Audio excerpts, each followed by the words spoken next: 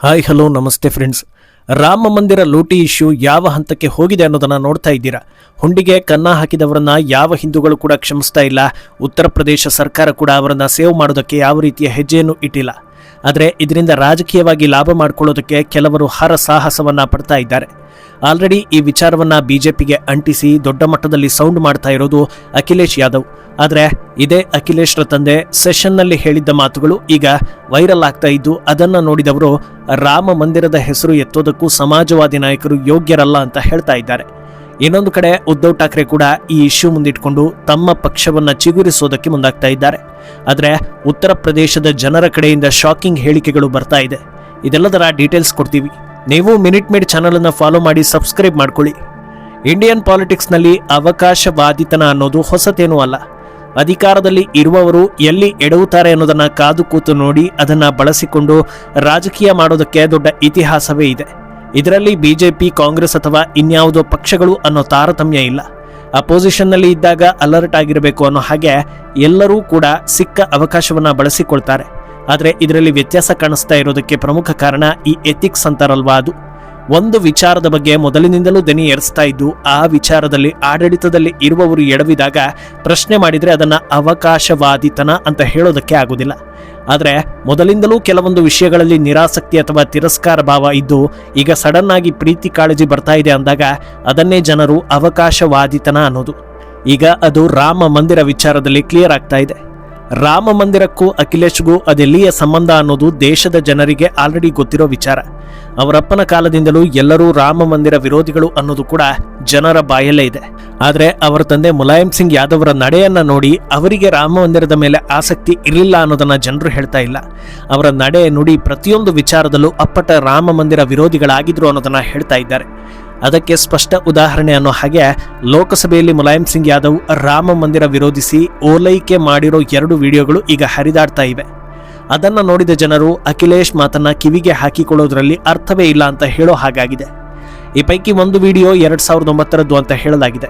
ಅದರಲ್ಲಿ ರಾಮ ಮಂದಿರ ವಿರೋಧಿಸಿ ಮಾತನಾಡೋ ಮುಲಾಯಂ ಸಿಂಗ್ ಯಾದವ್ ಯಾವುದೇ ಕಾರಣಕ್ಕೂ ನಾವು ರಾಮ ಮಂದಿರವನ್ನ ಕಟ್ಟೋದಕ್ಕೆ ಬೆಂಬಲ ಕೊಡೋದಿಲ್ಲ.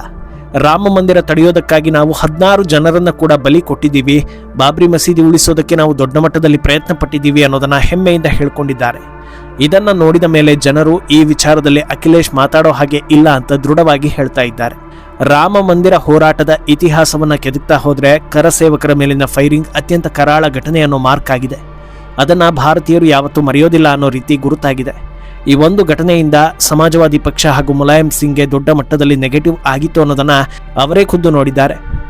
ಆದರೂ ಕೂಡ ತಮ್ಮ ರಾಜಕೀಯಕ್ಕೆ ಇದರಿಂದ ಏನೂ ಸಮಸ್ಯೆ ಆಗೋದಿಲ್ಲ ಅನ್ನೋ ರೀತಿ ತಮ್ಮ ನಿಲುವಿನಿಂದ ಅವರು ಹಿಂದೆ ಸರದೇ ಇರಲಿಲ್ಲ. ಅವರ ಬಳಿಕ ಅವರ ಪುತ್ರ ಅಖಿಲೇಶ್ ಕೂಡ ಅವರದ್ದೇ ಹಾದಿಯಲ್ಲಿ ನಡೀತಾ ಇದ್ರು. ಈಗ ರಾಮನ ಮೇಲೆ ಸಡನ್ ಭಕ್ತಿ ಹಾಗೂ ಕಾಳಜಿ ಬಂದಿರೋದು ಅಚ್ಚರಿಯನ್ನ ತರಿಸ್ತಾ ಇದೆ. ಇನ್ನು ಇದೊಂದೇ ವಿಡಿಯೋ ಅಲ್ಲ, 2001ರಲ್ಲಿ ಇದೇ ವಿಚಾರದ ಬಗ್ಗೆ ಮುಲಾಯಂ ಸಿಂಗ್ ಮಾತನಾಡಿದ್ದ ವಿಡಿಯೋ ಕೂಡ ಈಗ ಎಲ್ಲಾ ಕಡೆಯಲ್ಲಿ ವೈರಲ್ ಆಗ್ತಾ ಇದೆ. ಅದರಲ್ಲಿ ಅವರು ಪ್ರಜಾಪ್ರಭುತ್ವ ದೇಶದಲ್ಲಿ ಯಾರಾದರೂ ಒಂದು ವೇಳೆ ಕೋರ್ಟ್ ಆದೇಶವನ್ನ ಮೀರಿ ಆ ಜಾಗದಲ್ಲಿ ರಾಮ ಮಂದಿರ ಕಟ್ಟೋದಕ್ಕೆ ನೋಡಿದ್ರೆ ಭಾರತ ನಿಮ್ಮನ್ನ ಸುಮ್ಮನೆ ಬಿಡೋದಿಲ್ಲ. ಇದನ್ನ ಭಾರತೀಯರು ಖಂಡಿತ ಸ್ವೀಕರಿಸೋದಿಲ್ಲ. ನಾವಂತೂ ರಾಮ ಮಂದಿರದ ವಿರುದ್ಧ ದೊಡ್ಡ ಮಟ್ಟದಲ್ಲಿ ಹೋರಾಟ ಮಾಡೋದು ಶತಸಿದ್ಧ. ಒಂದು ವೇಳೆ 2 ಪಾರ್ಟಿಗಳು ಮಾತಲ್ಲಿ ಇದನ್ನ ಬಗೆಹರಿಸಿಕೊಂಡು ಇತ್ಯರ್ಥ ಮಾಡ್ಕೊಳ್ಳೋ ಹಾಗಿದ್ರೆ ಅದನ್ನ ನಾವು ಬೆಂಬಲಿಸ್ತೀವಿ. ಆದರೆ ಹಿಂದೂಗಳು ಇದು ನಮ್ಮ ಭಾವನೆ, ಇದು ನಮ್ಮ ಅಸ್ತಿತ್ವದ ಪ್ರಶ್ನೆ ಅಂತೆಲ್ಲ ಹೇಳ್ತಾರೆ ಅಂದ್ರೆ ನಾನಂತೂ ಇದನ್ನ ಒಪ್ಪೋದೇ ಇಲ್ಲ. ಒಂದು ವೇಳೆ ಉತ್ತರ ಪ್ರದೇಶದಲ್ಲಿ ನಮ್ಮ ಸರ್ಕಾರ ಇದ್ದು ನಾನು ಸಿಎಂ ಆಗಿದ್ರೆ ಖಂಡಿತ ಬಾಬ್ರಿ ಮಸೀದಿ ಕೆಡವೋದಕ್ಕೆ ಬಿಡೋದಿಲ್ಲ ಅಂತ ಸವಾಲ್ ಹಾಕಿದ್ರು. ಈಗ ಇವರ ಮಗ ದಿಢೀರ್ ರಾಮಭಕ್ತ ಆಗಿದ್ದಾರೆ. ಇನ್ನು ಇದೆಲ್ಲ ಮಾಡ್ತಾ ಇರೋದು ರಾಜಕೀಯ ಲಾಭಕ್ಕಾಗಿ ಅನ್ನೋದು ಈಗ ಎಲ್ಲಾ ರೀತಿಯಲ್ಲೂ ಕ್ಲಿಯರ್ ಆಗಿದೆ. ಆದರೆ ಏನೇ ಸರ್ಕಸ್ ಮಾಡಿದ್ರೂ ಅಂತಿಮವಾಗಿ ಜನರು ಏನ್ ನಿರ್ಧಾರವನ್ನ ಕೈಗೊಳ್ತಾರೋ ಅದೇ ಫೈನಲ್ ಅನ್ನೋದು ವಾಸ್ತವ. ಈ ವಿಚಾರ ಜೋರಾಗ್ತಾ ಇದ್ದ ಹಾಗೆ ಸಾಕಷ್ಟು ಮಾಧ್ಯಮಗಳು ಉತ್ತರ ಪ್ರದೇಶದಾದ್ಯಂತ ಪ್ರಮುಖವಾಗಿ ಅಯೋಧ್ಯೆ ಸುತ್ತಮುತ್ತಲ ಜನರನ್ನ ಮಾತಾಡಿಸಿ ಅವರು ಯಾವ ರೀತಿ ಅಭಿಪ್ರಾಯವನ್ನ ಹೊಂದಿದ್ದಾರೆ ಅನ್ನೋದನ್ನ ತಿಳ್ಕೊಳ್ಳೋ ಪ್ರಯತ್ನ ಮಾಡಿದ್ದಾರೆ. ಈ ಹೊತ್ತಲ್ಲಿ ಬಹುತೇಕರು ಆಗಿರೋ ವಿಚಾರ ಬೇಸರ ತರಿಸಿದೆ. ಆದರೆ ಯೋಗಿ ಮೇಲೆ ನಮಗೆ ಕಂಪ್ಲೀಟ್ ಭರವಸೆ ಇದೆ, ಅವರು ಇರುವಾಗ ನಮಗೆ ಏನೂ ಸಮಸ್ಯೆ ಇಲ್ಲ, ಎಲ್ಲವನ್ನು ಅವರೇ ಬಗೆಹರಿಸ್ತಾರೆ, ಟೆನ್ಷನ್ ಇಲ್ಲ ಅಂತ ಹೇಳಿದ್ದಾರೆ. ಇನ್ನು ಕೆಲವರು ರಾಮ ಮಂದಿರಕ್ಕೆ ನಾವು ಕೊಟ್ಟಿರೋದು ದಾನ ಅಂತ ಒಮ್ಮೆ ಕೊಟ್ಮೇಲೆ ಅದರ ಬಗ್ಗೆ ನಾವು ಮತ್ತೆ ಯೋಚಿಸೋದಿಲ್ಲ. ಆದರೆ ನಡೆದಿರೋದು ಖಂಡಿತ ತಪ್ಪು, ಸರ್ಕಾರ ಆಕ್ಷನ್ ತೆಗೆದುಕೊಳ್ತಾ ಇದೆ, SIT ರಚಿಸಿ ತನಿಖೆಯನ್ನು ನಡೆಸ್ತಾ ಇದ್ದಾರೆ, ನಮಗೆ ಸರ್ಕಾರದ ಮೇಲೆ ನಂಬಿಕೆ ಇದೆ ಅಂತ ಹೇಳ್ತಾ ಇದ್ದಾರೆ. ಇನ್ನೊಬ್ಬ ವೃದ್ಧ ವ್ಯಕ್ತಿ ಮಾಧ್ಯಮದ ಮುಂದೆ ಬಂದು ಮಾತಾಡಿ ಇದೆಲ್ಲ ಅಖಿಲೇಶ್ ರಾಜಕೀಯ ಲಾಭಕ್ಕಾಗಿ ಮಾಡ್ತಾ ಇರೋದು, SP ಹಾಗೂ ರಾಹುಲ್ ಗಾಂಧಿ ಮಾತುಗಳನ್ನೆಲ್ಲ ನಂಬುವಷ್ಟು ಮೂರ್ಖರು ಇಲ್ಲಿ ಯಾರೂ ಇಲ್ಲ. ನಮಗೆ ಯೋಗಿ ಮೇಲೆ ನಂಬಿಕೆ ಇದೆ, ಯೋಗಿ ಸರ್ಕಾರವನ್ನೇ ನಾವು ಬೆಂಬಲಿಸೋದು ಅನ್ನೋದನ್ನ ಕಡ್ಡಿ ಮುರಿದಂತೆ ಹೇಳ್ತಾ ಇದ್ದಾರೆ. ಅಂದಹಾಗೆ ಯಾಕೆ ಇವರೆಲ್ಲ ಒಗ್ಗಟ್ಟಿನಿಂದ ಯೋಗಿಯನ್ನ ಬ್ಯಾಕ್ ಮಾಡ್ತಾ ಇದ್ದಾರೆ ಅನ್ನೋದರ ಹಿಂದೆ ಕೂಡ ಒಂದಷ್ಟು ಬಲವಾದ ಕಾರಣಗಳಿವೆ. ಮೊದಲನೆಯದಾಗಿ ರಾಮ ಮಂದಿರ ಅನ್ನೋದು ಅಲ್ಲಿ ರಾಜಕೀಯ ವಿಚಾರ ಅಲ್ವೇ ಅಲ್ಲ. ಯಾಕಂದರೆ ರಾಮ ಮಂದಿರ ಉದ್ಘಾಟನೆಗೂ ಮುನ್ನವೇ ಉತ್ತರ ಪ್ರದೇಶದಲ್ಲಿ ಯೋಗಿ ಸರ್ಕಾರ ಬಂದಿತ್ತು. ಹಾಗೆ ರಾಮ ಮಂದಿರ ಉದ್ಘಾಟನೆ ಬಳಿಕವೂ ಅಯೋಧ್ಯೆಯಲ್ಲಿ ಬಿಜೆಪಿ ಸೋಲು ಕಂಡಿದೆ. ಆದ್ರಿಂದ ಅಲ್ಲಿಯ ಜನರು ಕೇವಲ ಅಭಿವೃದ್ಧಿ ಹಾಗೂ ಇತರ ವಿಚಾರಗಳನ್ನ ಗಮನದಲ್ಲಿ ಇಟ್ಕೊಳ್ತಾರೆ ಅನ್ನೋದು ಇಲ್ಲಿ ಕ್ಲಿಯರ್ ಆಗ್ತಾ ಇದೆ. ಅಂದಹಾಗೆ ರಾಮ ಮಂದಿರದಿಂದ ಅಲ್ಲಿನ ಜನರಿಗೆ ಏನೆಲ್ಲ ಸಿಕ್ಕಿದೆ ಅನ್ನೋದನ್ನ ನೋಡ್ತಾ ಹೋಗೋದಾದ್ರೆ, ಅಯೋಧ್ಯೆ ಟೂರಿಸಂ ಹಬ್ ಆಗಿ ಸಾಕಷ್ಟು ಉದ್ಯೋಗ ಸೃಷ್ಟಿಯಾಗಿದೆ. ಅಲ್ಲಿನ ಜಾಗಗಳಿಗೆ ಬಂಗಾರದ ಬೆಲೆ ಬಂದಿದೆ, ಏರ್ಪೋರ್ಟ್ ಬಂದಿದೆ. ಒಂದು ಕಾಲದಲ್ಲಿ ಹಾಳು ಬಿದ್ದಿದ್ದ ರಸ್ತೆಗಳೆಲ್ಲ ಈಗ ಅಭಿವೃದ್ಧಿ ಕಂಡು ಹೈವೇ, ಎಕ್ಸ್ಪ್ರೆಸ್ ವೇಗಳಾಗಿವೆ. ರಾಜ್ಯದ ಎಕಾನಮಿ ದೊಡ್ಡ ಮಟ್ಟದಲ್ಲಿ ಏರ್ತಾ ಇದೆ. ಅಖಿಲೇಶ್ ಕಾಲದಲ್ಲಿ ಉತ್ತರ ಪ್ರದೇಶ ಹಾಗೂ ಇನ್ವೆಸ್ಟ್ಮೆಂಟ್ಗೆ ಒಂದಕ್ಕೊಂದು ಸಂಬಂಧ ಇರಲೇ ಇಲ್ಲ. ಆದರೆ ಯೋಗಿ ಕಾಲದಲ್ಲಿ ವಿದೇಶಿ ಬಂಡವಾಳಗಳು ಕೂಡ ಹರಿದು ಬರ್ತಾ ಇವೆ. ಕೇವಲ ಅಯೋಧ್ಯೆ ಹಾಗೂ ರಾಮ ಮಂದಿರವನ್ನ ಪಕ್ಕಕ್ಕಿಟ್ಟು ನೋಡಿದ್ರೂ ಉತ್ತರ ಪ್ರದೇಶ ಹಿಂದೆಂದಿಗಿಂತ ದೊಡ್ಡ ಮಟ್ಟದಲ್ಲಿ ಅಭಿವೃದ್ಧಿಯನ್ನು ಕಾಣ್ತಾ ಇದೆ. ಒಂದು ವೇಳೆ ಅಖಿಲೇಶ್ ಕಾಲದಲ್ಲಿ ರಾಮ ಮಂದಿರ ಹೊರತುಪಡಿಸಿ ಬೇರೆ ರೀತಿಯಲ್ಲಾದರೂ ಜನರು ಒಳ್ಳೆಯ ಸ್ಥಿತಿಗತಿಯನ್ನ ಕಂಡಿದ್ರೆ ಇವತ್ತು ಅವರ ಮಾತನ್ನ ಕನಿಷ್ಠ ಕೇಳಿಸ್ಕೊಳ್ಳೋ ಸಾಧ್ಯತೆ ಇರ್ತಾ ಇತ್ತು. ಆದರೆ ಈಗ ಅದೆಲ್ಲವೂ ವ್ಯರ್ಥ ಪ್ರಯತ್ನ ಅಂತ ಅನಿಸ್ಕೊಳ್ತಾ ಇದೆ. ಇನ್ನು ರಾಮ ಮಂದಿರ ವಿಚಾರದಲ್ಲಿ ರಾಜಕೀಯ ಲಾಭ ಪಡೆಯೋ ರೇಸ್ನಲ್ಲಿ ಅಖಿಲೇಶ್ ಮೊದಲ ಸ್ಥಾನದಲ್ಲಿದ್ದರೆ ಉದ್ಧವ್ ಠಾಕ್ರೆ 2ನೇ ಸ್ಥಾನದಲ್ಲಿದ್ದಾರೆ. ದಿಢೀರಂತ ಟೆಂಪಲ್ ರನ್ ಶುರು ಮಾಡಿರೋ ಉದ್ಧವ್ ತಮ್ಮ ಕಾರ್ಯಕರ್ತರನ್ನ ಸೇರಿಸಿ ಮೈಕ್ ಹಾಕಿಸಿ ರಾಮರಕ್ಷಾ ಸ್ತೋತ್ರ ಹಾಗೂ ಮಾರುತಿ ಸ್ತೋತ್ರವನ್ನ ಪಠಣ ಮಾಡಿದ್ದಾರೆ. ಈ ಮೂಲಕ ನಾವು ಹಿಂದೂ ಅನ್ನೋದನ್ನ ನೆನಪಿಸೋ ಕೆಲಸ ಮಾಡ್ತಾ ಇದ್ದಾರೆ ಅನ್ನೋ ಟೀಕೆಗಳು ಬರ್ತಾ ಇವೆ.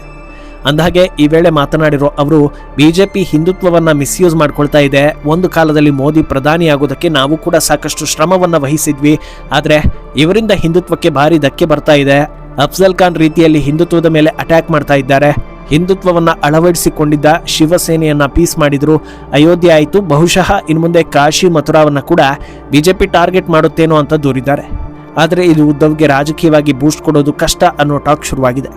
ಇನ್ನೊಂದೆಡೆ ಕಾಂಗ್ರೆಸ್ ಕೂಡ ರಾಮ ಮಂದಿರ ವಿಚಾರ ಇಟ್ಕೊಂಡು ಬಿಜೆಪಿಗೆ ಸವಾಲ್ ಹಾಕೋ ಕೆಲಸ ಮಾಡ್ತಾ ಇದೆ. ಆದರೆ ಅವರದ್ದೇ ಸ್ಟೈಲ್ ಬೇರೆ ಅನ್ನೋ ಹಾಗೆ ರಾಮನನ್ನ ಇಮಾಮ್ ಎ ಹಿಂದ್ ಅಂತ ಹೇಳೋ ಮೂಲಕ ಏನೇ ಮಾಡಿದ್ರೂ ನಮ್ಮ ಓಲೈಕೆ ಬಿಟ್ಟು ಮುಂದಕ್ಕೆ ಬರೋದಿಲ್ಲ ಅನ್ನೋದನ್ನ ಪ್ರೂವ್ ಮಾಡಿದ್ದಾರೆ. ರಾಮ ಮಂದಿರದಲ್ಲಿ ನಡೆದ ಲೂಟಿ ವಿರುದ್ಧ ಜನರು ಆಕ್ರೋಶಗೊಂಡಿರೋದು ನಿಜವೇ. ಹಾಗಂದ ಮಾತ್ರಕ್ಕೆ ರಾಮನನ್ನ ಇಮಾಮ್ ಅನ್ನೋ ಜನರಿಗೆ ಬೆಂಬಲ ಕೊಡೋದಿಲ್ಲ ಅಂತ ಜನರು ಮಾತಾಡ್ತಾ ಇದ್ದಾರೆ. ಮುಂದೇನಾಗುತ್ತೆ ಅನ್ನೋದನ್ನ ಕಾದು ನೋಡಬೇಕು. ಈ ಬಗ್ಗೆ ನಿಮ್ಮ ಅಭಿಪ್ರಾಯವನ್ನ ತಪ್ಪದೇ ಕಮೆಂಟ್ ಮೂಲಕ ತಿಳಿಸಿ.